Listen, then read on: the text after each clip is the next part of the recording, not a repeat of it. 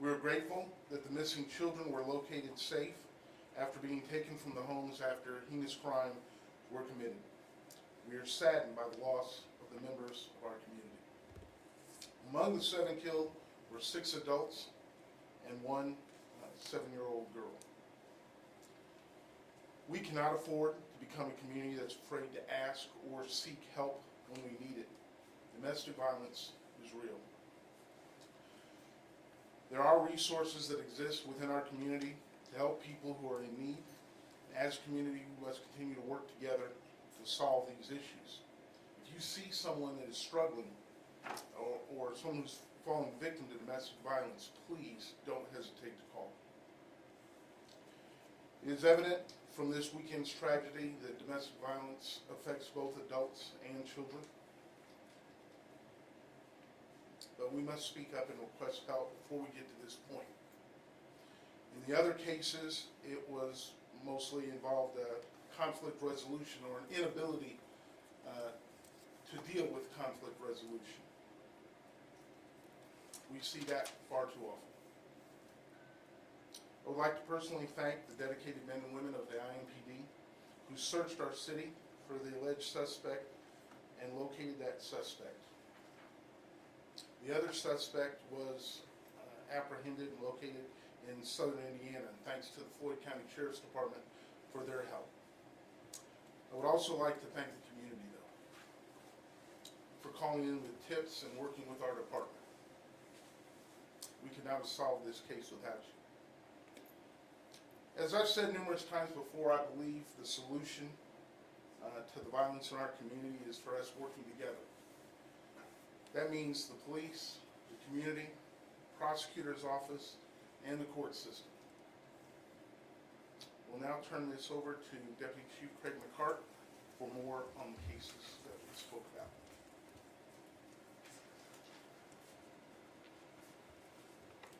Good morning.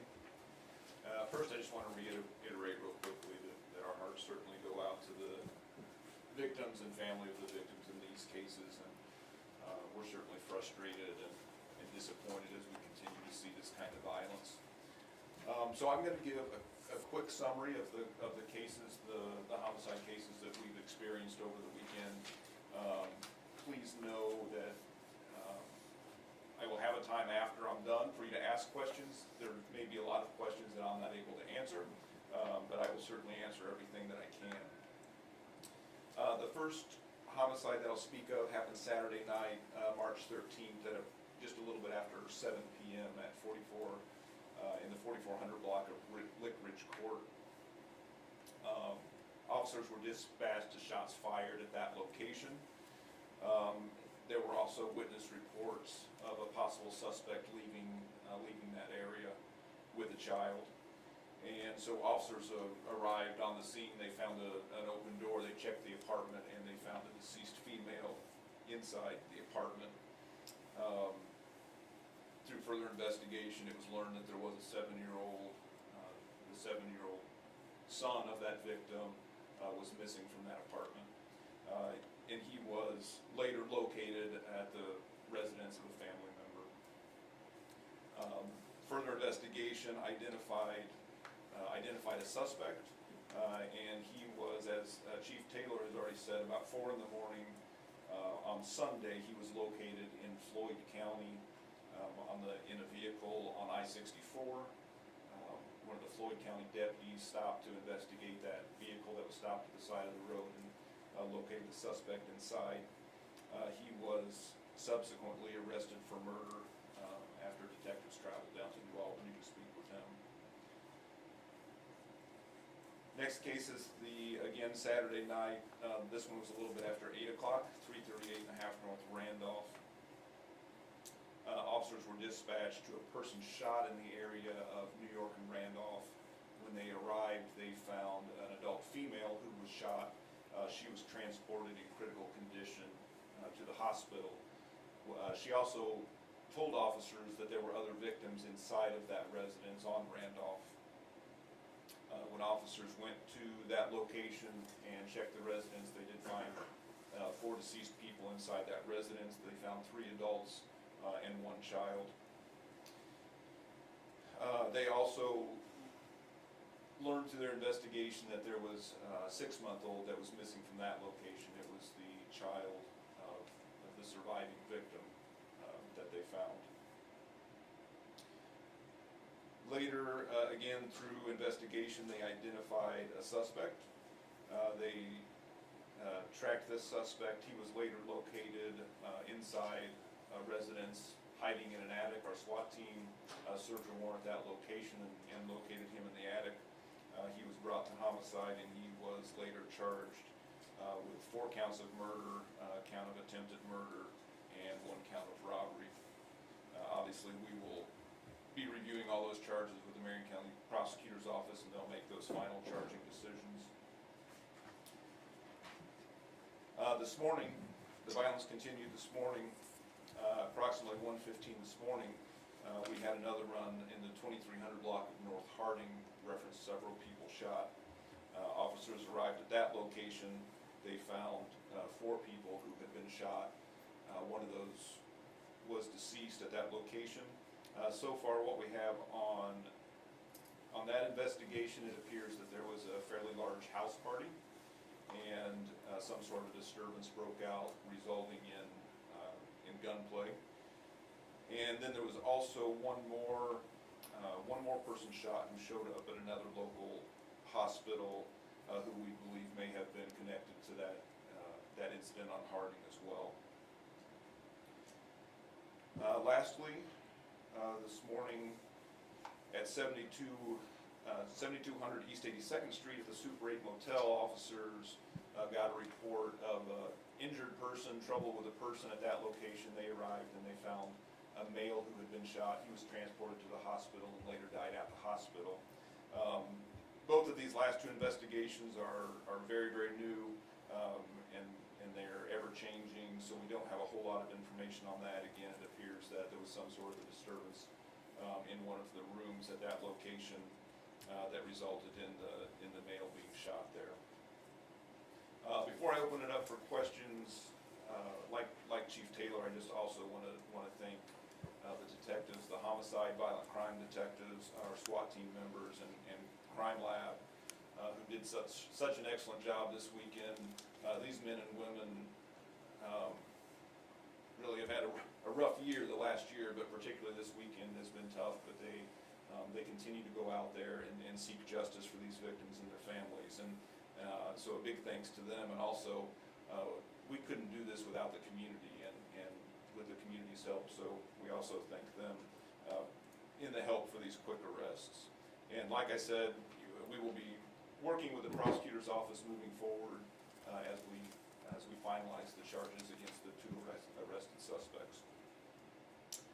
So if you have questions now, I'm happy to answer what I can for you. Any suspects in the 2 homicides, morning at Harding and at Super 8, any suspects? Yeah, we're too early to really say if we have anything.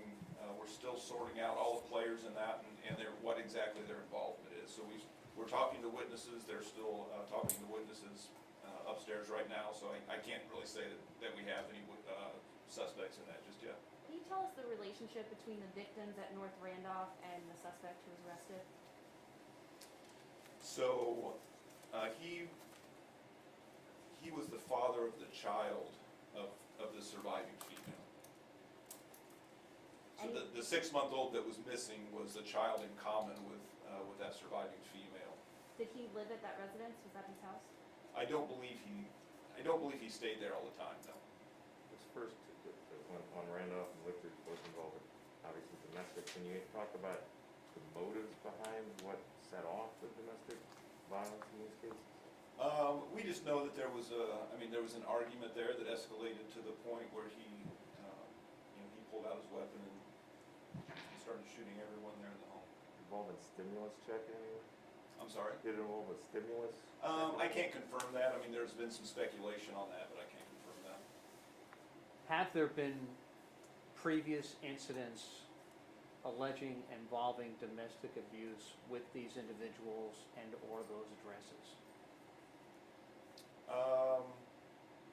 I am not certain. On Lickridge, I'm not certain. I do believe there at least was one other report on those involved. Did the two suspects arrested, did they make any statements? If so, what was the content of those statements? I can't comment on that. The suspect on Lickridge has an ICE detainer. Was he in the country legally, do you know? I don't know that for certain. That's something that we have to check with ICE. If you look at the domestic violence homicide numbers since the pandemic started, they're alarming. It's crazy to see the increase. From your perspective, when you just look at the sheer numbers, what's running through your head and what do we do next? How does the community move on from this and go from here? Well, I think, it's been said over and over again by a lot of different people. Obviously, there are a lot of stressors that nobody has really ever experienced before as we've gone through this pandemic. So there are many more stressors. Sometimes in the home, people are spending more time together, kind of being trapped there in the home together than they have before.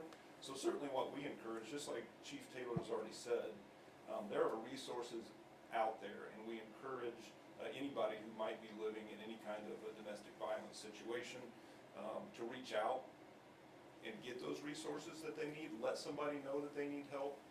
We certainly don't want these situations to get to a point where, again, we're standing in front of the podium having to talk about the tragedies that we are today. Can you do the math for me again? And this sounds disturbing. How many shootings, how many deaths, how many stabbings this weekend? So I don't have all those. We had four separate incidents. In that first incident, we had, in the first one there was one kill, the female. On Randolph, we had 4 victims, 3 adults and 1 child. And then we had 1 victim on Harding this morning, 1 deceased and 3 others shot. And then on 82nd Street at the Super 8, we had another male deceased. I don't have the stabbings and the other non-fatal shootings throughout the weekend. I think there were. We can get you those numbers later. Yeah. Does it concern you that these numbers are numbing and people have been hit with so much it's just rolling off them? They don't appreciate what's been lost here. Absolutely. I think, it's a real misfortune when we become numb to that kind of violence. And certainly, it's not something that our community can tolerate. I mean, we have to decide that we are not going to stand for this.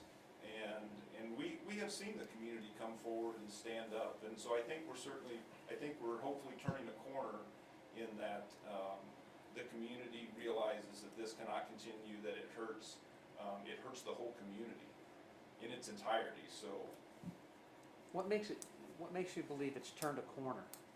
well, I think we're seeing, we have struggled, and you've heard us stand up here and talk about this in the past, how we've struggled with cooperation from witnesses and even victims in times past. But I think that we're starting to see community members come forward and help us in our investigation, and that is what has helped us make some arrests and bring some of these suspects to justice. We couldn't have done it without the community's help. 5 of the 7 deaths essentially will now be cleared by arrest. So can you speak about the overall clearance rate this year? What is it? It seems higher than it typically Yeah, right is. now I can tell you exactly, we're about at real close to 70%. So 69%. 69% clearance on Yes. these.